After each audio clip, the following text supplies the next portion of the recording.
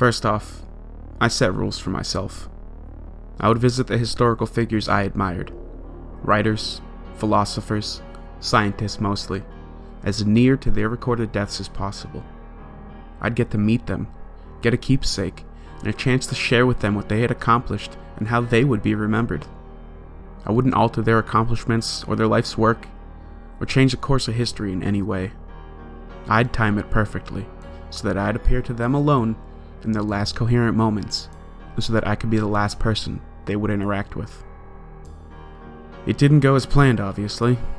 It was just impossible to time it perfectly, and I'd occasionally see bystanders, friends, family members, hell, even the subject turn towards me. If I'd see this, I'd flicker out of existence, recalculate the date and time, and try again. No one really saw me clearly, I was sure of that. Much later, I saw and heard reference to the meme, or at least that's what I thought it was at first. Little changes to the timeline, our culture, whatever. When I'd make my brief returns to the present, I thought that the fear and unease people seemed to feel about death was a new thing, a fad, just a crazy notion. I honestly didn't understand what I was doing. I would have stopped sooner, before the present became unrecognizable. But I realize now that during my travels, more and more I was greeted by looks of horror instead of curiosity. How was I to know, though? I couldn't see myself or how I looked to them. I would arrive at various times briefly, and if there was anyone other than the subject around, or if it wasn't near enough to the end, I would disappear. I know now how it appeared to them, the living. A dark shape appearing in the darkness, a pale face peering out from beneath the black cloak, my form covered head to toe in shadows, the black goggles looking like empty sockets, the portal in space-time arced above me like a glowing scythe generated by a black staff gripped tightly in my hand.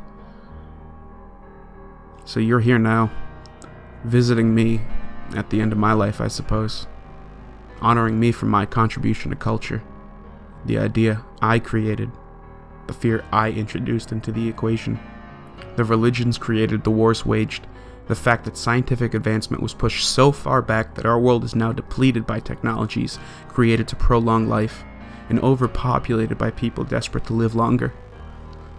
In my world, we all knew that death was nothing to fear. It was peace, freedom, and joy. A graduation is something beautiful and new. I've ruined that. I've introduced despair.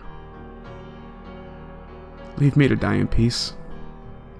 I hate the world I've inadvertently created.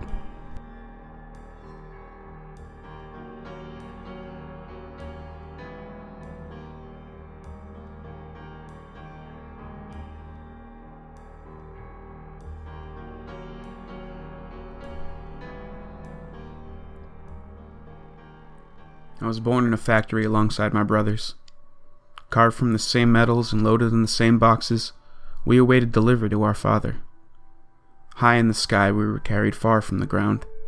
Gravity let loose her grip upon us, and the vacuum of space welcomed us home. This would be where we would work and die for Father. That's why they made us, gave us life, to do as he needed. They loaded us onto a ship, a grand ship that stretched across the sky. It bristled with weapons, and many of our kin were here as well.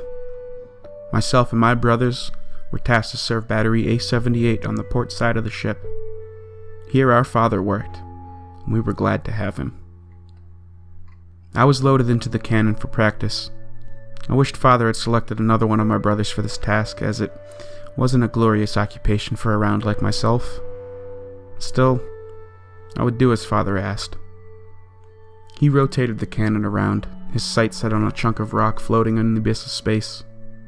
He pulled the trigger and electricity swarmed through my being. I felt energized, the high before death, and was launched out into space towards the rock. I would do Father proud, I told myself. I drew closer, but the rock moved farther away from me. I panicked, but I couldn't direct myself towards it. I passed by it and floated on, unharmed. I screamed in agony as the warship faded in the distance behind me. Father gave me one task and I failed at it. An eternity floating through the vacuum and the cold was my punishment. I sailed onward towards Jupiter and the stations out there. I was pulled and pushed by the many moons in orbit. I arced and weaved my way among them. I turned and was driven back towards Jupiter. This would be the end of me, to be pulled under the storms of Jupiter and crushed under the increasing pressure. As I drew closer, a junkbot grabbed me with his tractor beams. He pulled me away from the orbit, but my speed was too great to control. The beams faltered and I was launched away from the planet, the junkbot, and the stations. I was ecstatic. I was headed back to Father, the first of my kind to return home. Maybe he would forgive me and reload me into his battery to be used again for as he willed. This time would be different. I would hit my target. The passage of time didn't wear on me, but I kept my eyes on the approaching blue and green marble in the void. I grew closer and closer, my speed increasing and increasing. I drew near, I saw his warship, but I couldn't slow down, I couldn't stop.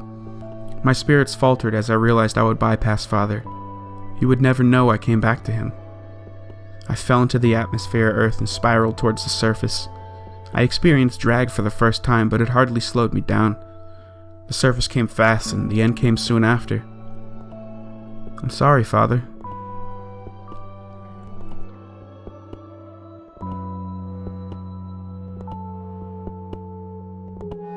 Rescue crews are still scrambling to the site of the impact. The sudden and deadly strike from the spaceborne object has left hundreds dead with a quake that was felt for miles.